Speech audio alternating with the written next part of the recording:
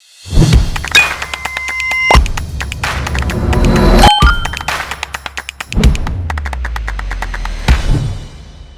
it's wonderful to be here at the European Health Forum in Gastein, and this afternoon we have a session on non-communicable disease and action, and we're doing a walk. It's a pleasure to be joined by Johannes Pleiner. Johannes, tell us a little bit about yourself and tell us a bit about why you think this session is part of the agenda in this conference. Yeah, so thank you for inviting me to the interview, and it's great to be here in Gastein and talking about non-communicable diseases, because I think they're the #1 health threat in Europe and I think also in the rest of the world. So I think we really have to tackle that when we talk about health. We really need to talk about non-communicable diseases and how to prevent them. Yeah, of course we have many options thanks to the pharma industry to treat them, but I think that it starts with the beginning, the prevention, and prevents the NCDs. I think that's the most important topic. Yeah. There are a lot of initiatives out there for prevention of non-communicable disease. How do we make sure that those efforts aren't fragmented or duplicative at a European level? Yeah, that's a very tough thing actually, because usually the health funds are very limited, and approximately I think overall in Europe we have about 5%, something like that, spent on prevention rather than on curing diseases. And I think this money is then fragmented into different pilots and efforts in different countries, and especially for instance in Austria, it's not only a country thing, we only have counties with some 1,000 inhabitants that do their own pilots and also consuming this budget. So I think synergy here is the key element, doing things together on a European level or on a country level at least, and then share it or steal it with pride, also an option. If you see something that is working in another country, then just take it and do it, and avoid of course duplication, do the same thing and reinvent the wheel. I think that's not a good thing, but doing some things together, that would be great. If we manage to do something on a European level on prevention of non-communicable diseases, I think that would be a game changer. And I think that's the benefit of forums like this, to find the best evidence out there, share good practice to help some of that scale. Tell us some about some of the work that you are doing in this space and you're particularly proud of and keen to share. Yeah, I think we are working in Austria. I'm working at the Agency for Food and Health Safety, and we are also regulating the industries. And I think what we are doing is, because the food industry, and I think this is a little bit different to the pharmaceutical industry, is primarily based on self-inspection, and self-regulation. So there's not much regulation out there. There is some, but if you do the claim on the package of the food, then that's okay. And then we, of course, if the agency then see if the package, if it is in the food or in the groceries, is on the label, but that's more or less it. So that means that we say that's okay, it's safe, it says what's in there, and then the consumer could read it and do it, and I think this is, of course, there's a lot of information, all these numbers that you have in Europe and things like that is confusing more than actually educating. So doing things on education, I think is very important. And what we do actually, what my team actually did in the past, is because the food industries were also very good in advertising food. And what they did actually, they looked at about 10,000 of TV spots and assess them according to the food-based dietary guidelines. And what they found out is that actually 80% of the food that is in the advertisements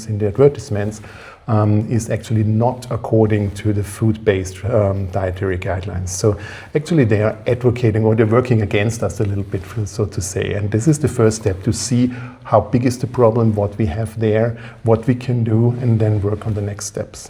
That's fascinating, and it shows how important it is to bring regulation and policy and action together to create the conditions. I'm going to pass over to my colleague Ivana, who's going to continue the interview. Thank you for your time. Okay, thanks so much. Thank you. Okay, what would be the most urgent priorities in tackling NCDs across Europe today? Yeah, I think NCDs is a problem everywhere in Europe. So we really do have to do something on the European level, and I think it starts with preventing them. And preventing them is primarily done by doing something with what we eat. the food, I think, and here especially it's sugar and fat. I think this is the most important things we should focus actually on when we are talking about NCDs and the prevention of the NCD, because the best NCD is the one that never develops. So I think this is what we should do very early actually in the setting. Yeah. That's right. Even maybe in primary school, primary settings, from childhood, right?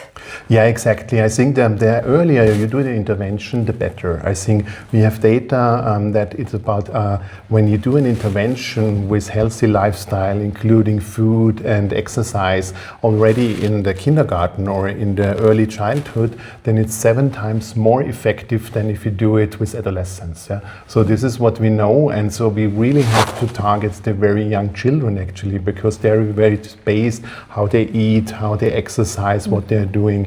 And some of them in Europe we have a problem already with small kids that about 30% of them are already overweight and obese. So I think this is really a problem where we have to do something. Yeah? That's true. But when we now move forward from young age, now let's talk about youth.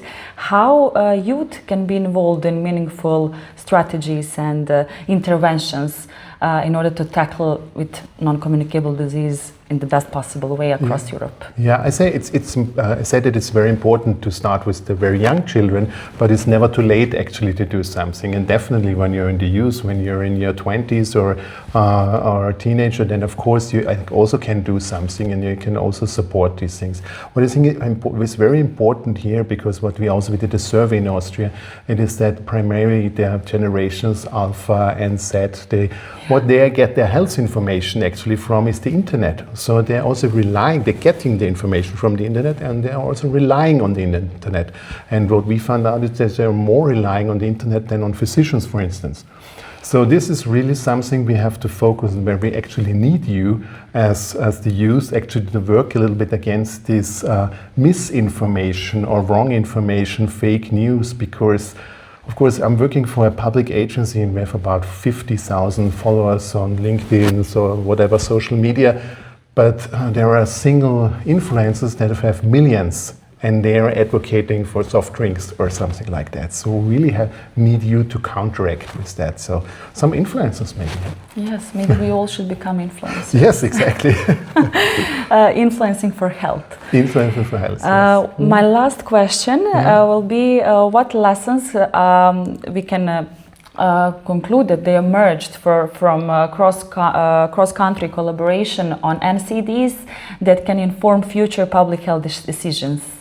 Yeah, I think we currently have many European programs that prevent NCD, joint action, for instance, where different European countries are working together to develop things and do things, and we can learn from each other and then duplicate it and do it again. And I think don't be shy in taking something from another country that works, and that worked.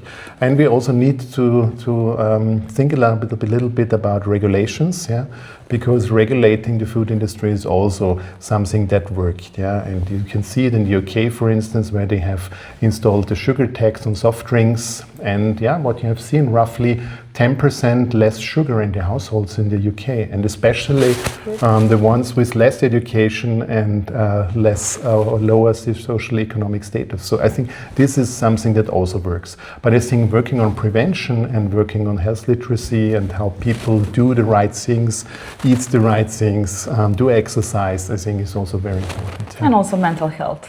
Definitely also mental health. Don't forget about that. Yes. Thank you very much. Yes. Thank you. Thank you for having me. And thank you so much. Thank you. Thank you.